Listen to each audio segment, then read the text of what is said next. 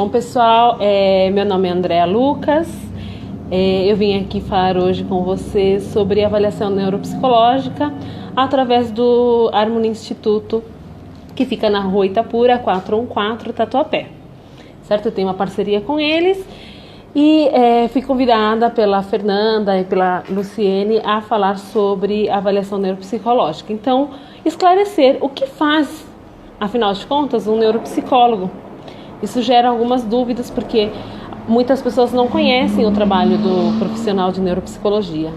Bom, o neuropsicólogo, ele tem a função de investigar todo um quadro patológico que um paciente apresenta, ou seja, uma queixa que ele tenha, pode ser uma criança hiperativa, pode ser uma criança com autismo, pode ser um idoso que esteja tendo dificuldades de memória, um adulto que teve um AVC, um traumatismo crânioencefálico, enfim, investigar o que pode estar acontecendo com esta pessoa.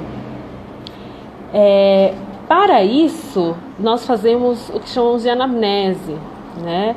É uma entrevista inicial. Quando é criança, essa entrevista é feita com os pais, e quando é um adulto, esta entrevista é feita com o próprio paciente, e se por algum acaso ele não está muito bem de saúde, e na parte cognitiva, de memória, principalmente para lembrar da sua própria história, é feita com um cuidador ou algum parente próximo que possa nos relatar algumas informações e confirmar alguns dados que esse paciente nos traz, né?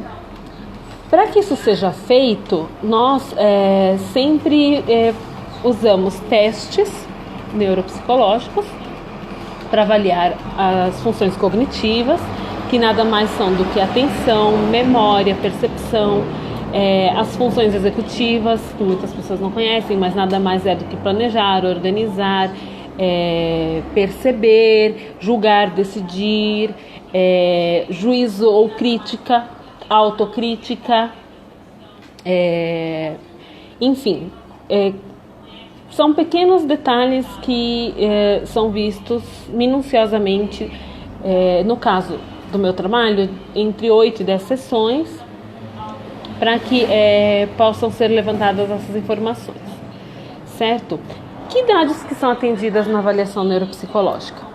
Bom, na avaliação neuropsicológica, nós podemos atender desde os pré-escolares a testes que nos atendem a partir dos 2 anos e meio, né? Então, é para ver se aquela criança pequena que ainda não está alfabetizada já sugere algum problema de saúde, alguma patologia, algum atraso no desenvolvimento, né? Aí, no caso, escalas que são aplicadas aos pais, para saber realmente se os pais observam problemas nos marcos de desenvolvimento da criança, como um problema no atraso da fala, um problema na parte motora, ele não escreve direito, ele não pega direito nos objetos, se for uma criança muito pequena, no caso dos pré-escolares, ele não interage, ele não responde a estímulos, se eu faço um barulhinho ele não olha, se passa um carro na rua ele não olha, ou então ele presta atenção demais quando tem um barulho, se distrai, perde o foco, ou ele não gosta de contato físico, enfim, inúmeros detalhes que podem ser investigados para saber se essa criança tem algum comprometimento. Quando ela ainda não apresenta, normalmente antes dos 3 anos, por exemplo, nós não falamos de risco, ou seja, nós falamos de risco e nós não falamos que a criança tem a patologia em si. Então, é risco de autismo, né? Risco de desenvolver alguma síndrome que, né, está começando a apresentar características, mas ainda não preenche todas as características para essa síndrome.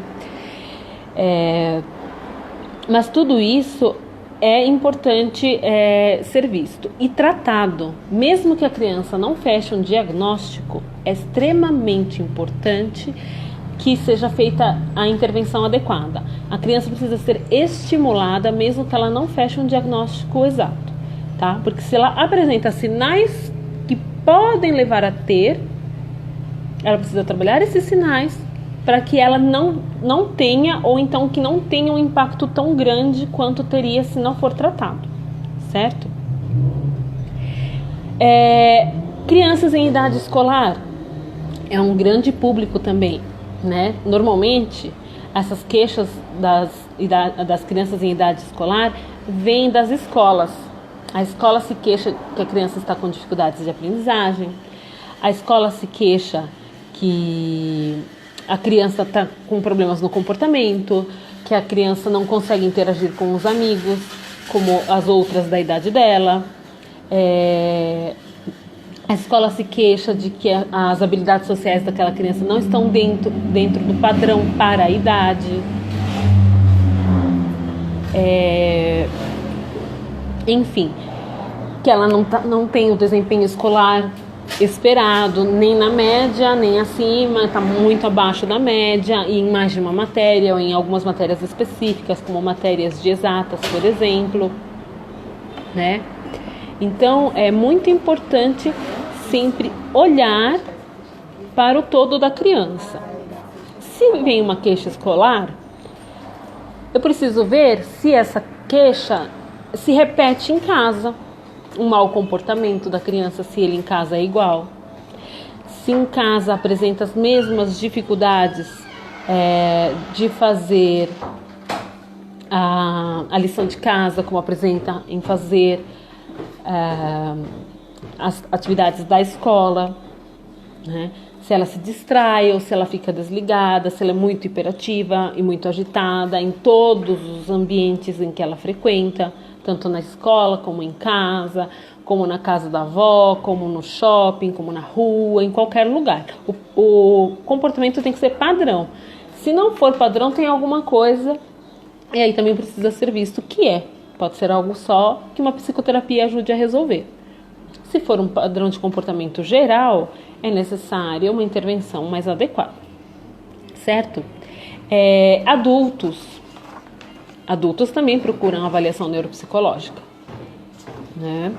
Normalmente, nos casos de adultos, a avaliação neuropsicológica é feita com adultos que sofreram um AVC, tiveram um acidente, sofreram um traumatismo crânioencefálico, ou se não chegou a ser um traumatismo, mas uma pequena lesão, né? Isso a gente acaba chamando de lesão adquirida, né? Lesão encefálica adquirida. Então, qualquer tipo de trauma, de doença que possa causar uma lesão pode levar um adulto a necessitar de uma avaliação neuropsicológica. Por exemplo,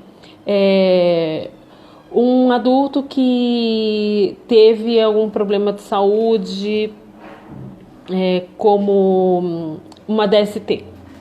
DSTs podem causar comprometimentos cognitivos. Hoje estamos falando de epidemia de sífilis. Sífilis pode provocar neurosífilis. Neurosífilis causa demência, certo? Então nós temos que ver todas essas questões. A hepatite C também pode causar comprometimentos cognitivos. Pode causar demência, pode causar comprometimento cognitivo leve. Isso depende de cada quadro. Um quadro depressivo pode causar também comprometimentos cognitivos, porque um quadro depressivo ele compromete a atenção, ele compromete a memória, né? Ele compromete o funcionamento do paciente como deveria ser. Quando é adulto, a anamnese não vai falar desde a gestação, como a gente fala, quando com a criança, mas nós vamos ver como era este adulto antes da queixa, né, ou da possível patologia, e como está agora, que mudanças que aconteceram. Isso é muito importante. Em idosos, a maior parte dos casos que aparecem são queixas quando o idoso já apresenta um comprometimento na memória, né? quando ele começa a esquecer, quando ele começa a esquecer coisas, quando ele começa a se desorientar nos lugares que ele costuma frequentar, quando ele começa a esquecer o que as pessoas fazem, né? Quem são as pessoas com as quais ela convive, quando ela começa a confundir que ela já viu aquela pessoa alguma vez naquele mesmo dia, né? Ou que ela não vê há muito tempo, ou quando ela começa a pensar que uma pessoa que já faleceu ainda está viva e fala nela como no momento atual, fala das manias dela como se ela ainda estivesse lá, fala dela como se ainda estivesse esperando ela voltar para casa, por exemplo, né? Então aí são casos que devem nos chamar a atenção e serem investigados. Esses idosos acabam vindo ou sendo trazidos pelos familiares procurando avaliação neuropsicológica. Claro que a maioria das famílias, quando está assustada, acaba já rotulando como se o idoso estivesse com Alzheimer. Só que nós não temos só o Alzheimer como um problema de saúde mental do idoso, né? Vamos muito além, existem outros tipos de demência dos idosos, certo? Então, é importante nesse sentido que possa haver uma intervenção e um olhar cuidadoso com esse idoso.